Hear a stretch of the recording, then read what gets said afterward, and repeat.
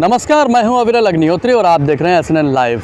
इस समय हम मौजूद हैं बांगरमऊ की तहसील के एक होटल पे, जहां पर हमारे साथ मौजूद हैं आम आदमी पार्टी के ज़िला उपाध्यक्ष राजेश सैनी जी। और राजेश सैनी जी से जानेंगे कि आखिर उत्तर प्रदेश में और पूरे देश में जो एक लोकसभा चुनाव की जो लहर चलने वाली है, वो लहर अब किधर जाने वाली है और कौन किसके सर पे होगा प्रधानमंत्री का ताज। क्या फिर से एक बार देश के प्रधानमंत्री नरेंद्र मोदी ही प्रधानमंत्री बनेंगे या फिर विपक्ष का कोई भी दावेदार प्रधानमंत्री की कुर्सी तक पहुंचेगा। और हम ज़्यादा बातचीत के लिए उनसे बातचीत करेंगे। सैनी जी, बहुत बहुत स्वागत है आपका। बहुत बहुत आपका भी स्वागत है, धन्यवाद। सैनी जी, मुझे ये बताइए कि जिस तरीके से देश के प्रधानमंत्री नरेंद्र मोदी की जो लोकप्रियता है वो 2024 के अब जो लोकसभा चुनाव आ रहे हैं उसमें आप उसको किस तरीके से देखते हैं?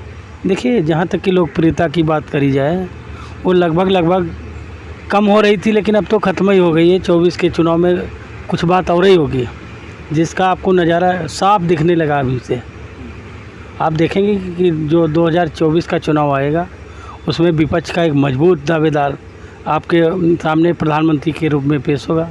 तब आप लोग देखेंगे कि वाकई में आप सच कह रहे थे, जो हो रहा वो आप बहुत नज़दीकी से देख भी रहे हैं। आप लोग कि पूरी तैयारी में विपक्ष जुटा हुआ है और लोकप्रियता तो ख़त्म ही हो गई है। देश में जिस तरीके से प्रधानमंत्री मोदी ने देश की छवि को आगे बढ़ाया है, तमाम जो योजनाएं हैं उनको धरातल पर उतारा है, लोगों से सीधा कनेक्ट रहते हैं, वो मन की बात करते हैं। उसके बाद में विदेश नीति अगर देखी जाए तो दुनिया में आज भारत का डंका बज रहा है। हर देश भारत को उसके अलग पहचान के तरीके से जान रहा है। इसमें आप लोगों को क्या लगता है कि ये वास्तव में कागजी कार्रवाई है जिस तरीके से आप लोग कहते हैं, या फिर जनता मोदी मोदी के नारे लगाती है? नहीं, जनता नहीं, जनता मोदी मोदी के नारे नहीं लगाते, उनके कार्यकर्ता मोदी मोदी के नारे लगाते हैं। जनता में कुछ और ही है। जनता में इनकी छवि जिस तरह की है वो अभी आप 24 में स्पष्ट हो जाएगा। जब पूर्ण बहुमत की विपक्ष में सरकार बनेगी तब आपको मालूम होगा कि ये नारे उनके कार्यकर्ता और RSS के लोग लगा रहे हैं। तो किस तरीके से आप 2024 में अब आगे जनता को लुभाएंगे, क्या बताएंगे जनता को, किस तरीके से जनता आपको वोट करेगी? ऐसे कौन से मुद्दे लेकर आप नीचे उतरने वाले हैं धरातल पर? देखिए, शिक्षा, स्वास्थ्य और चिकित्सा की बात होगी, लोगों को रोज़गार की बात होगी, ना मंदिर और मस्जिद की बात नहीं होगी। 24 में सीधे रोज़गार और शिक्षा, स्वास्थ्य, चिकित्सा की बात होगी। उन्हीं मुद्दों के आधार पे विपक्ष एकजुट होकर प्रधानमंत्री के रूप में आपको दिखाई देगा। तो क्या लगता है आपको कि मंदिर और मस्जिद की राजनीति करते हैं प्रधानमंत्री मोदी भाजपा? जी, धर्म की राजनीति कर रहे हैं। धर्म में लोगों को उलझा रखा है। आप अभी देख रहे हैं कि समय लगभग सितंबर चल रहा है। सितंबर में अभी तक कई विद्यालय ऐसे हैं जिनको किताबें नहीं उपलब्ध हो पाई। आप क्या समझ रहे हैं कि देश का विकास हो रहा है? जब बच्चे सरकारी स्कूलों में पढ़ाई नहीं सही से हो पा रही, जब किताबें नहीं तो पढ़ाई होने का कोई सवाल ही नहीं उठता।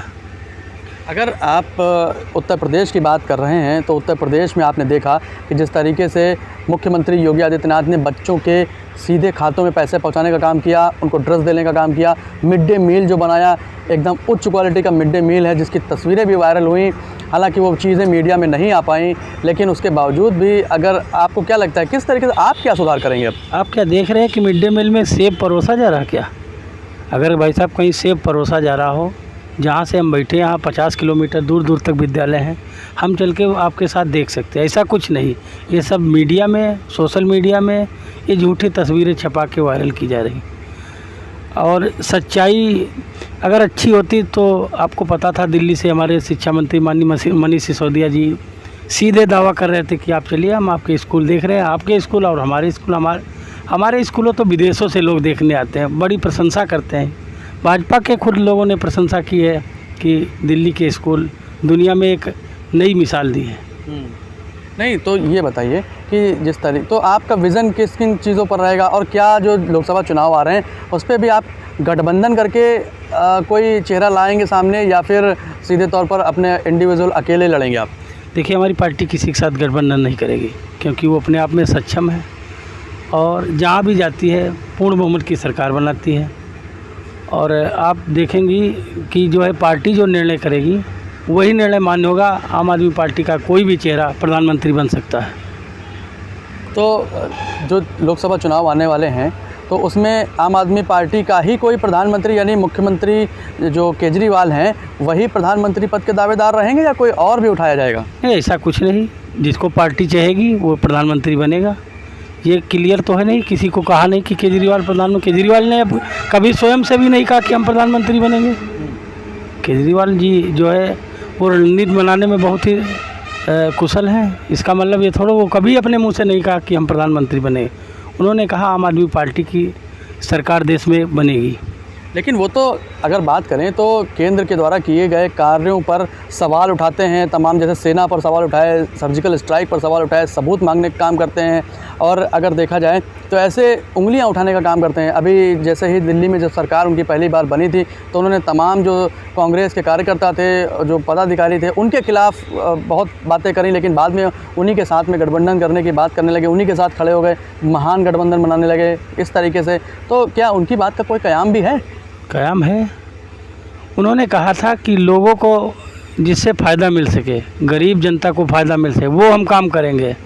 लोग ख़राब नहीं, उनकी नीतियाँ ख़राब हैं और हमारी नीतियाँ सही है। हमारी नीति के तहत काम करेंगे तो हमारे साथ आ जाएंगे। इसमें कोई विरोध नहीं, किसी व्यक्ति के साथ पर्सनल कोई बुराई नहीं। जो हमारी विचारधारा है उस पर काम करें। हम लोग बाबा साहब के सपनों को साकार करने के लिए पूरे देश में आंदोलन कर रहे हैं। शिक्षा, स्वास्थ्य और चिकित्सा की बातें कर रहे हैं। हम लोग कोई मंदिर, मस्जिद और मजहब की नहीं बात करते हैं। नहीं, तो ये बताइए कि जिस तरीके से आपने बताया कि आपकी तमाम अच्छी नीतियां हैं, उन अच्छी नीतियों को क्या 2022 के विधानसभा चुनाव में उत्तर प्रदेश की जनता नहीं समझ पाई? नहीं, उत्तर प्रदेश चुनाव में देखिए, हमारा एक मकसद था कि हमारा झंडा हर गांव-गांव तक पहुंचे, हमारा कार्यकर्ता बने और हमारा संगठन तैयार हो।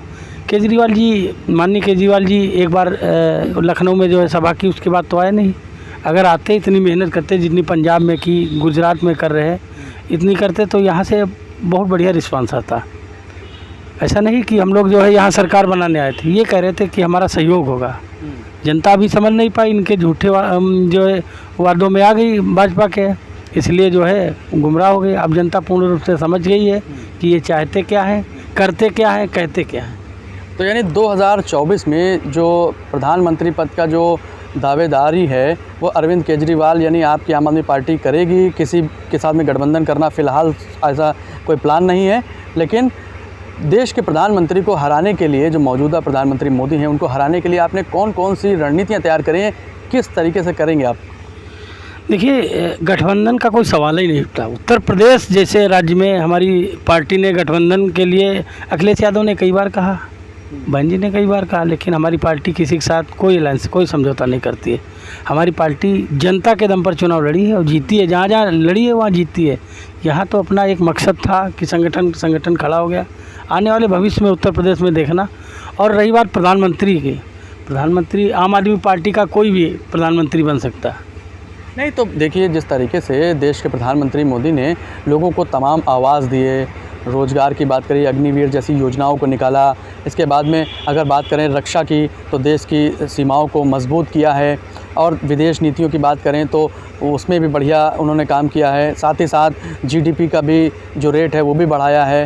तमाम काम ऐसे किए हैं जिससे जनता उनके पक्ष में जाती हुई नज़र आ रही। आपका ग्राफ अभी उतना मजबूत धरातल पर तो दिखाई नहीं पड़ रहा। अभी गुजरात चुनाव हो जाने दीजिए, आपको लगेगा कि ग्राफ कितना मजबूत हो गया, कितना तेज़ी से आम आदमी पार्टी का जनाधार बढ़ रहा है। जनता समझ चुकी है, जनता जो चाहती है वही केजरीवाल जी कर रहे हैं।